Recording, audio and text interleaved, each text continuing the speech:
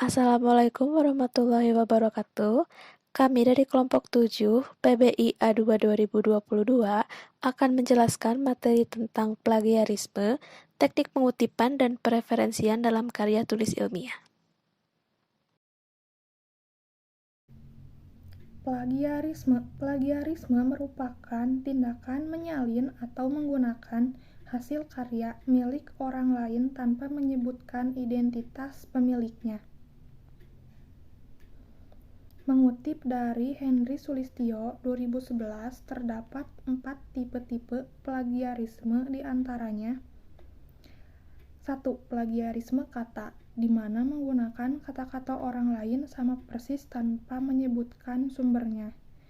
Kedua, plagiarisme sumber, menggunakan gagasan orang lain tanpa menyebutkan sumbernya secara jelas. Ketiga, plagiarisme kepengarangan, dengan mengakui karya tulis orang lain sebagai karya tulis miliknya. Keempat, self-plagiarisme, plagiasi yang dilakukan seorang penulis terhadap karyanya sendiri. Pada dasarnya, plagiarisme terjadi karena dua faktor. Kesatu, minimnya pemahaman penulis dalam metode penulisan karya tulis ilmiah, serta kedua, abainya penulis dalam menerapkan kode etik penulisan karya tulis ilmiah. Meningkatnya plagiarisme saat ini disebabkan oleh A. Ketersediaan informasi melalui internet yang sangat mudah. B. Tekanan kuat untuk publikasi di ranah akademis dan persyaratan jenjang karir. C. Kurangnya rasa percaya diri dan keterampilan menulis pada kalangan penulis pemula. D. Keterbatasan waktu dalam menyusun karya tulis ilmiah. E. Kurangnya pemahaman penulis terkait plagiarisme. Upaya yang dapat dilakukan untuk menghindari plagiarisme. 1. Memparafrase adalah menggunakan ide gagasan orang lain tetapi menggunakan kata-kata kita sendiri tanpa mengubah maksud atau ide gagasan orang lain dan tetap menyebutkan sumbernya. Kedua, mensitasi. Ketika menggunakan tulisan orang harus mencantumkan sumbernya dengan jelas. Ketiga, daftar pustaka adalah membuat daftar pustaka terhadap semua referensi yang digunakan. Keempat, menggunakan aplikasi anti-plagiarisme. Menggunakan aplikasi anti-plagiarisme untuk mengecek karya tulis yang dibuat atau tulisan yang dihasilkan. Bisa dibandingkan dengan tulisan-tulisan yang sudah terbit sebelumnya. Baik, saya akan menjelaskan mengenai teknik pengutipan. Pengutipan menurut Azhari dalam Alam 2005-38, kutipan merupakan pernyataan pendapat, buah pikiran, definisi, rumusan atau penelitian dari penulis lain atau penulis sendiri yang telah menurut penulis kata telah harus dihilangkan, terdokumentasi, serta dikutip untuk dibahas dan ditelaah berkaitan dengan materi penulisan. Hal yang perlu diperhatikan adalah 1. Mengutip sehemat-hematnya.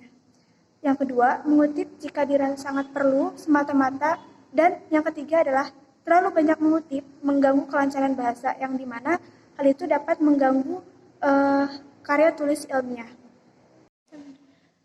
Teknik pengutipan yang pertama adalah menyusun kutipan dengan teknik kolaborasi. Menyusun dengan teknik ini dilakukan dengan mengambil beberapa sumber yang saling berkaitan dan saling mendukung untuk memperkuat gagasan penulis atau menjadikan sumber rujukan sebagai landasan teori. Berikut pola penyusunannya. Selanjutnya, yang kedua adalah menyusun kutipan dengan teknik komparasi atau membandingkan. Teknik ini dilakukan dengan membandingkan dua atau lebih pendapat yang bertentangan untuk menguatkan gagasan yang kontroversial. Namun, penulis memiliki argumen tersendiri yang mengarah pada salah satu pendapatnya. Di samping adalah contohnya. Yang terakhir, menyusun kutipan dengan interpretasi. Menyusun kutipan dengan teknik ini dilakukan dengan mengkritik, menguraikan, atau membahas sebuah gagasan untuk diperkuat. Setelah itu, penulis dapat menyimpulkan hasil uraian atau bahasannya. Kesimpulan inilah yang digunakan untuk menguat gagasan. Di samping adalah contohnya. Materi selanjutnya yaitu pereferensian. Referensi adalah informasi yang dijadikan rujukan atau petunjuk dengan tujuan untuk mempertegas suatu pernyataan. Referensi bertujuan untuk membuat suatu tulisan, serta penulis dapat mendapatkan pembanding atau sumber untuk menghasilkan sebuah karya tulis yang relevan dan tidak terlampau bias atau subjektif. Di samping itu, penulisan atau pembuatan referensi dalam suatu karya tulis juga memiliki tujuan-tujuan penting lainnya. Antara lain yaitu yang pertama, untuk menunjukkan bagian tulisan yang diambil dari acuan sumber tertentu. Yang kedua yaitu untuk menghindari praktik plagiarisme. Yang ketiga, membantu pembaca untuk mencari sumber rujukan yang dipakai. Serta yang terakhir, untuk memberi penghargaan kepada penulis lain yang dijadikan sumber acuan referensi. Adapun beberapa sumber yang dapat dijadikan sebagai referensi yaitu buku, surat kabar atau majalah, internet, dan juga jurnal ilmiah. Selanjutnya yaitu ada beberapa teknik yang biasa digunakan dalam pereferensian. Yang pertama yaitu dengan aturan Puebi. Beberapa aturan yang digunakan untuk membuat daftar pustaka atau referensi sesuai Puebi yaitu yang pertama, entry daftar pustaka diurutkan secara alfabetis. Yang kedua, urutan data pustaka yang dicantumkan dalam setiap entry harus berisikan nama penulis, tahun terbit, judul artikel, atau jika bersumber dari artikel dalam buku, jurnal, majalah, atau juga situs web. Judul buku, penerbit, dan juga tempat terbit. Yang ketiga yaitu nama penulis dibalik. Dalam artian, nama belakang dicantumkan lebih dahulu, baru nama depan dan nama tengah jika ada. Sebagai contoh yaitu nama penulisnya Ratih Sukarsini. Maka ditulis di dalam daftar pustaka ditulis menjadi Sukarsini, Ratih. Contoh lain, jika nama penulis terdiri dari 3 kata atau lebih, misalnya Hilman Mulya Nugraha, namanya akan ditulis menjadi Nugraha, Hilman Mulya. Aturan yang keempat yaitu nama penulis ditulis tanpa gelar. Berikutnya, judul artikel diapit oleh tanda petik. Lalu judul buku, nama surat kabar, nama majalah, atau situs web ditulis dengan cetak miring. Selanjutnya, setiap data unsur tersebut dipisah dengan tanda baca titik, kecuali antara penerbit dan tempat terbit dipisahkan dengan tanda titik 2. Berikutnya yaitu entry daftar isi diakhiri dengan tanda titik. Untuk format penulisan urutannya yaitu dimulai dari nama belakang, diikuti tanda koma, lalu dilanjutkan dengan nama depan, bisa ditambahkan dengan nama tengah jika ada, lalu diberi titik, lalu dilanjutkan dengan tahun terbit, titik, judul buku, dicetak miring, titik, tempat terbit, titik 2, tahun terbit, titik. Untuk contoh penulisan daftar pustaka atau referensi berdasarkan Puebi bisa dilihat di slide yang ditampilkan. Teknik yang kedua yaitu teknik APA Style. Sistem APA adalah singkatan dari American Psychological Association. Sistem APA seringkali digunakan oleh orang-orang di lingkungan akademik ilmu-ilmu sains atau sosial. Ada beberapa aturan dasar dalam sistem ini, antara lain sebagai berikut.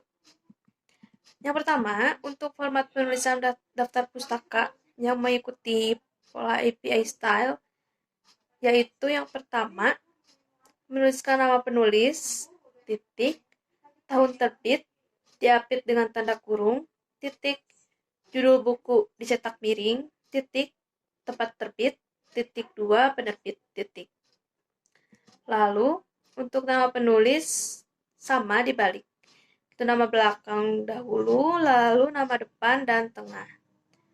Nama belakang dan nama depan dipisahkan dengan tanda koma. Selain itu, nama depan ditulis dengan inisial saja, alih-alih dengan kata lengkap. Untuk aturan sisanya, sama seperti aturan standar nasional seperti pada PUEBI. Untuk contoh dari API style yaitu seperti yang tertera di slide. Sistem yang ketiga yaitu sistem Harvard style.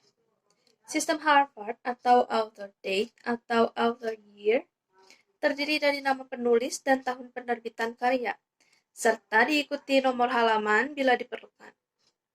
Nama penulis, tahun penerbitan, dan nomor halaman dapat diapit dengan sepasang tanda kurung. Setiap kali kita merujuk, referensi dalam teks hendaknya meliputi beberapa hal berikut. Yang pertama yaitu meliputi nama keluarga atau nama akhir penulis. Yang kedua yaitu tahun publikasi. Sarankan edisi atau publikasi yang terbaru. Dan yang ketiga yaitu nomor halaman. Bisa ditambahkan bila diperlukan dan bila tersedia. Untuk contoh dari Harvard Style bisa dilihat di slide. Adapun teknik yang terakhir yaitu MLA Style. MLA adalah singkatan dari Modern Language Association. Gaya MLA biasanya digunakan oleh orang-orang di lingkungan ilmu-ilmu sosial atau humaniora. Adapun beberapa ciri khas sistem MLA adalah sebagai berikut. Yang pertama yaitu penulisan nama depan dan nama belakang yang tetap dibalik, namun tidak disingkat. Berbeda dengan sistem APA yang mengharuskan nama depan itu disingkat atau berupa inisial. Ciri yang kedua yaitu penempatan tahun terbit, bukan setelah nama penulis, tetapi setelah judul buku atau setelah tempat terbit dan penerbit. Dan ciri yang terakhir yaitu apabila sumber tersebut dikutip satu kali saja dalam teks, nomor halaman harus dicantumkan di belakang tahun terbit dari sumber pustaka. Untuk contoh dari MLA Style, dapat dilihat seperti yang tertera di slide.